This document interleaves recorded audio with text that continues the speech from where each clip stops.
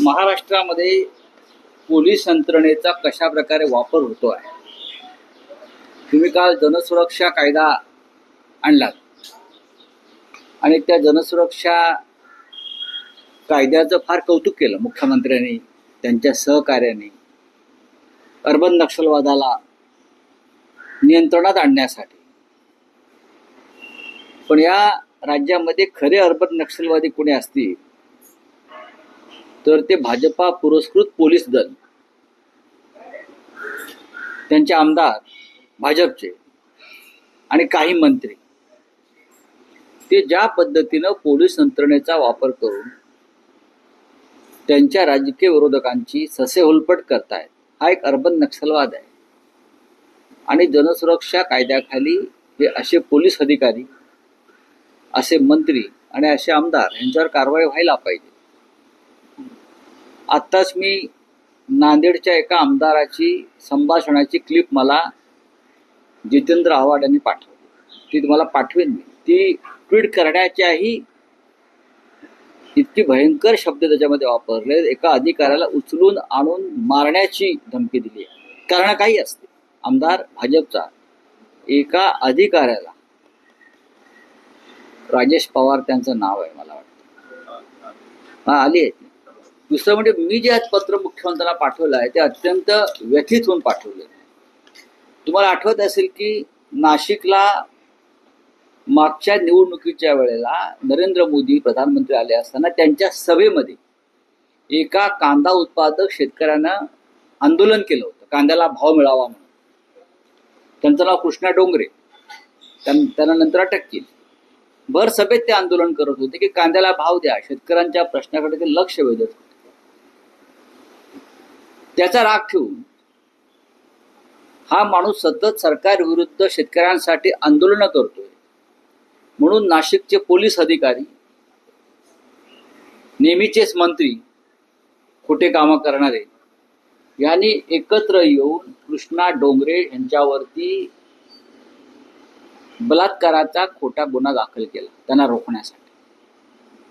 बलात्काराचा एक भाजप पुरस्कृत शिक्षण संस्था, त्यातली एक शिक्षिका यांना हाताशी पकडून कृष्णा डोंगरे या शेतकऱ्याविरुद्ध बलात्काराचा गुन्हा दाखल करून त्याच्या मागे पोलिसांचा ससेमिरा लावला, त्याला गावातून पळवून लावलं, त्याच्यावरती अटकेची टांगती तलवार ठेवली. का तर तू सरकार विरुद्ध आंदोलन करायचं नाही, मंत्र्यांच्या विरुद्ध आंदोलन करायचं नाही, नाहीतर अशा प्रकारचे गुन्हे दाखल करू आणि तुला ठार मारू. हे पोलीस आणि त्या मंत्र्यांची माणसं आणि भाजपचे कार्यकर्ते सांगतायत. हे सगळे पुरावे आहेत. ज्या दिवशी बलात्कार झाला, अशा प्रकारचा गुन्हा नोंद झाला, कोर्टात सिद्ध झालाय म्हणून मी हे सांगतोय, त्या दिवशी कृष्णा डोंगरे त्या भागातच नव्हते, ते सप्तशृंगी गडावर देवदर्शनामध्ये होते. हे सीसीटीव्ही फुटेजवरून स्पष्ट दिसत आहे. बलात्काराचा गुन्हा झाला त्या दिवशी, त्या घटनेच्या वेळी, त्या क्षणी कृष्णा डोंगरे हे सप्तशृंगी गडावर वणीला होते आणि कुटुंबासह धार्मिक कार्यामध्ये होते. हे वणीच्या डोंगरावरच्या सीसीटीव्ही फुटेजवरून दिसल्यावरती कोर्टानं या प्रकरणात हस्तक्षेप केलेला आहे आणि पोलिसांना बेसमरी करावी लागली. यातून मला इतकंच सांगायचं आहे की तुम्ही जनसुरक्षा कायदा, अर्बन नक्षलवाद, अमुक आणि तमुक याचा वल्गना आणि गर्जना करताय. ह्या अशा पोलीस अधिकाऱ्यांना, अशा मंत्र्यांना आणि अशा राजकीय कार्यकर्त्यांना भाजपच्या तुम्ही कोणता कायदा लावणार आहात? हे आजचं नाहीये. नाशिकच्या पोलीस आयुक्तांनी शिवसेनेचे कार्यकर्ते फोडण्यासाठी अशाच प्रकारे खोटे गुन्हे दाखल केले. मग ते सुधाकर बडगुजर असतील, सुनील बागोल असतील, मामा राजवाडे असतील, अन्य लोक असतील. आता काय झालं त्या सगळ्या गुन्ह्याचं? भारतीय जनता पक्षाची सुपारी घेऊन हे पोलीस अधिकारी काम करतात. सुनील बागुल आणि मामा राजवाडे यांना परागंदा व्हावं लागलं खोटे गुन्हे दाखल केल्यावर. आणि आज ते नाशिकमध्येच आहेत. आता हात लावलेला नाही. भाजप प्रवेशाच्या उंबरठ्यावरती आल्यावर त्यांना हात लागला नाही. म्हणजेच सरकार आणि पोलीस हे अर्बन नक्षलवाद्यांसारखंच वागत आहे, दहशत निर्माण करत. ही अत्यंत गंभीर गोष्ट आहे कृष्णा डोंगरेची. हा विषय विधिमंडळात उचलला जाईल. आता बोला. तुम्ही आता नाशिकचा उल्लेख केला तर सुनील बाबू यांच्या विरुद्ध असलेली तक्रार मागे घेण्यासंदर्भात काही कार्यवाही सुरू आहे. नक्कीच. त्यानंतर त्यांचा भाजप प्रवेश. मी शेवटी काय सांगतोय तुम्हाला, कृष्णा डोंगरे सारख्या शेतकऱ्याला ठार मारण्याच्या धमक्या दिल्या जात आहेत. तो ऐकला नाही तेव्हा त्याच्यावर बलात्काराचा गुन्हा दाखल केला की आमच्या विरुद्ध आंदोलन करू नको, आमच्या विरुद्ध बोलू नको. नाशिकमध्ये आमचे प्रमुख पदाधिकाऱ्यांवरती खोटे गुन्हे, मकोका त्यांच्या कुटुंबावर, त्यानंतर समाज माध्यमांवरती आमची बदनामी करतो म्हणून जाब विचारायला गेली, त्या संदर्भात अटेम्प्ट टू मर्डर, अमुक तमुक असे गुन्हे दाखल करता. आणि भाजपमध्ये येण्याचा त्यांनी मार्ग स्वीकारल्यावर हे सगळे गुन्हे पोलीस थांबवतात, मागे घेतले जातात. लाज वाटली पाहिजे अशा पोलिसांना खाकी वर्दी घालून मिरवण्याची. मग ते IPS असतील किंवा महाराष्ट्र पोलीस सेवेचा, हा निर्लज्जपणा आहे. तुम्ही खाकी वर्दीला शरम आणताय, लाज आणताय. ज्या पद्धतीनं नाशिक भागामध्ये हे सगळे गुन्हे, कृष्णा डोंगरेचा पण नाशिक ग्रामीण पोलिसांचा अपराध आहे. कोणाच्या मंत्र्याच्या दबावाखाली तुम्ही हे बलात्काराचे गुन्हे दाखल करताय खोटे. कृष्णा डोंगरे हा कांद्याच्या प्रश्नावरती सातत्यानं आवाज उठवतो. तुम्हाला आठवत आहे, हा निर्लज्जपणा आहे. तुम्ही खाकी वर्दीला शरम आणताय, लाज आणताय. ज्या पद्धतीनं नाशिक भागामध्ये हे सगळे गुन्हे, कृष्णा डोंगरेचा पण नाशिक ग्रामीण पोलिसांचा अपराध आहे. कोणाच्या मंत्र्याच्या दबावाखाली तुम्ही हे बलात्काराचे गुन्हे दाखल करताय खोटे. कृष्णा डोंगरे हा कांद्याच्या प्रश्नावरती सातत्यानं आवाज उठवतो. तुम्हाला आठवत असेल, त्याने आपलं कांद्याचं शेतच जाळलं होतं. त्यांनी अग्निकांड केलं, कांद्याचं शेत जाळलं भाव मिळत नाही म्हणून. सरकारला त्याच्यावर जबाब द्यावा लागला. आणि म्हणून तुम्ही कृष्णा डोंगरेला बलात्काराच्या गुन्ह्यात अडकवताय आणि आताही त्याच्या कुटुंबियांना धमक्या येतात ठार मारण्याच्या. कोण करते हे? कोणते अर्बन नक्षलवादी आहेत? विरोधकांचे आहेत? हे डावे कडवे आहेत की तुमचे धर्मांध उजवे कडवे आहेत? हा माझा देवेंद्र फडणवीस, नाशिकचे पोलीस अधीक्षक, नाशिकचे पोलीस आयुक्तांना सवाल आहे.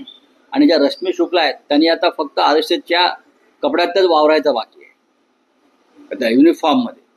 तुम्हाला हे दिसत नाही का? राज्याच्या पोलीस महासंचालकांना तुम्ही शपथ घेतलेली आहे सगळ्यांना समान न्याय देण्याची. हे लक्षात घ्या. कृष्णा डोंगरेचं प्रकरण साधं नाही. जो आमच्या विरुद्ध आवाज उठवेल त्याला अटेम्प्ट टू मर्डर, बलात्कारासारख्या गुन्ह्यामध्ये आम्ही तुरुंगात टाकू, खोटे गुन्हे टाकू. हा इशारा पोलीस देत आहेत. पोलीस कोणाचं काम करतायत? जनतेचे सेवक आहेत की भाजपचे सेवक आहेत?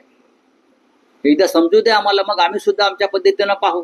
तुम्ही मुख्यमंत्र्यांना पत्र दिलं आहे, तुमची मुख्यमंत्र्यांकडून काय अपेक्षा आहे? माझी काही अपेक्षा नाही. ते काही करणार नाहीये. ते संजय सिरसाट विरुद्ध काही करत नाहीत. ते संजय गायकवाडच्या विरुद्ध काही करत नाहीत. ते संदीपान भुमरेच्या विरुद्ध काही करत नाहीत. ते भरत गोगालेवरती ऍक्शन घेत नाहीत. ते काय करणार? ते हतबल आहेत. राज्याच्या मुख्यमंत्र्याची इतकी दयनीय अवस्था मी कधीच पाहिली नव्हती. कशा करताय तुमच्या अँटी करप्शन खातं? भ्रष्टाचारांचे पैसे मोजायला ठेवलं काय अँटी करप्शन खातं? लाच लुचपत प्रतिबंधक खातं जे राज्याचं आहे त्याला एक महासंचालक आहे. महासंचालक दर्जाचे अधिकारी त्याचे प्रमुख आहेत. गृह खातं देवेंद्र फडणवीस यांच्याकडे आहे. काय करतात का तुम्ही? काय चाललंय काय तुमचं? त्यांच्याकडनं काय अपेक्षा करायची? दयनीय आणि हतबल अवस्थेत ते आहेत. फक्त विरोधकांचे आमदार फोडण्यासाठी पोलिसांचा वापर करायचा, या पलीकडे पोलिसांना काम राहिलेलं नाही. विषय आहे ठाकरे बंधू एकत्रीकरणाचा. काल मनसे पदाधिकाऱ्यांच्या शिबिरामध्ये पत्रकारांशी अनौपचारिक गप्पांमध्ये राज ठाकरे यांनी असं म्हटलंय की विजयी मेळावा हा फक्त मराठी बोलतात होता, त्याचा राजकारणाशी संबंध नाही. आणि नोव्हेंबर-डिसेंबर दरम्यान चित्र पाहूनच, म्हणजे निवडणुका जेव्हा घोषित होतील किंवा तसं जेव्हा वातावरण असेल ते चित्र पाहूनच युती बाबतीतला अंतिम निर्णय जो काय आहे तो घेतला जाईल. तुमचं अपेक्षा काय? मी काय उत्तर द्यायला पाहिजे? मला सांगा, मी तसं उत्तर देतो. नाही, तुम्ही सतत त्यांच्याकडे राजकीय युती, मराठी अस्मितेसंदर्भात तुमचा मेळावा झाला, पण सतत तुम्ही राजकीय युती संदर्भातही बोलता आहात, प्रस्ताव पाठवता किंवा तशी मागणी अपेक्षा व्यक्त करता. त्यांनी म्हटलं की घाई नाहीये. ते बरोबर बोलतायत. राज ठाकरे यांचं काय चुकलंय? मनसे प्रमुख राज ठाकरे हे नाशिकला किंवा इगतपुरीला त्यांच्या पक्षाचं 3 दिवसाचं शिबिर आहे. तुम्ही जे वक्तव्य करताय ते त्यांनी पत्रकार परिषद घेऊन किंवा कॅमेऱ्यासमोर केलंय का? अनौपचारिकपणे ते बोलले असं तुम्ही सांगताय, बरोबर आहे ना? पण ते बोलले पत्रकारांशी. मला माहित नाही. अनौपचारिकपणे आम्ही सुद्धा बोलतो अनेक गोष्टी. औपचारिकपणे जे काय बोलायचं आहे ते आम्ही लवकरच बोलू. आता उगाचच हवेत तीर मारण्यात अर्थ नाही. आम्ही आशावादी आहोत. दोन्ही पक्षाचे कार्यकर्ते आशावादी आहेत. महाराष्ट्राच्या हिताचं जे करायचं आहे त्या संदर्भात माननीय उद्धव ठाकरे, राज ठाकरे एकत्र बसून निर्णय घेतील ना, मला माहिती आहे. तुम्ही उगाच त्याच्यामध्ये पाऊस पडत नसताना गडगडाट करू नका. पाऊस बाहेर जोरात सुरू आहे. नाही जोरात कार्यकर्त्यांच्या भावनांचाही पाऊस जोरदार मग आहे ना तो. आम्ही त्या पावसाला आणि त्या ढगांना वेगळी वेगळी दिशा देऊ, कुठे न्यायचे तिकडे नेऊ ना आम्ही ते. बोला. उद्धव ठाकरे असं म्हणतायत की निवडणूक जाहीर झाल्यानंतर, कारण हे त्यांनी ऑन रेकॉर्ड केलेलं आहे, ऑन कॅमेरा केलेलं विधान आहे की निवडणूक जाहीर झाल्यावर युती बाबतीतला निर्णय घेऊ. त्यात चुकीचं काय? उद्धव ठाकरे आणि माननीय राज ठाकरे, मी काय म्हणतोय, शिवसेना पक्षप्रमुख सन्माननीय उद्धव ठाकरे आणि राज ठाकरे या दोघांची विधानं सकारात्मक आहेत. राऊसाहेब, काल शिवसेना शिंदे गटाचा मेळावा पार पडला, म्हणजे त्यांचे मेळावे सुद्धा होतात. कार्यकर्ता संमेलन पार पडलं. त्यात शिंदे असं म्हणतात की बदनामीमुळे काही मंत्र्यांना घरी जावं लागू शकतं. कुटुंबावर कारवाई करणं मला आवडत नाही, पण तुमच्याकडे दाखवलं गेलेलं बोट हे माझ्याकडे दाखवलं गेलेलं बोट असतं. विशेषतः त्यांच्या मंत्र्यांच्या संदर्भात जी त्यांची नाराजी आहे ती त्यांनी बोलून दाखवली आहे. मग त्याच्यावरती मी मत कसं काय व्यक्त करू? भ्रष्ट मंत्र्यांवर, महाराष्ट्राला बदनाम करणाऱ्या आमदार आणि मंत्र्यांना घरी जावंच लागेल. मी वारंवार तेच सांगतोय.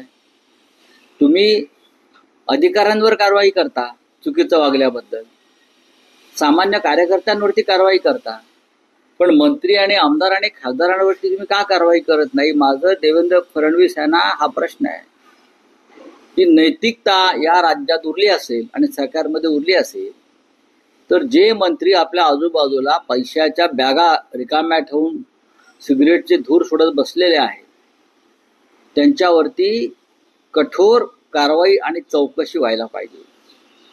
ज्यांनी गरीब कर्मचाऱ्यांवरती निर्घृणपणे हल्ला केला त्यांच्यावरती अटेम्प्ट टू मर्डरचा गुन्हा दाखल व्हायला पाहिजे.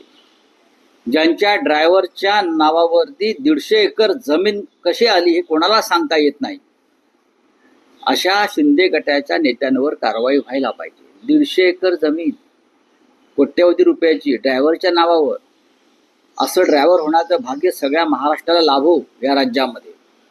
बरं, एक दिवस शिंदे सुद्धा म्हणतील की भुमरे मला तुझ्या ड्रायव्हर कर.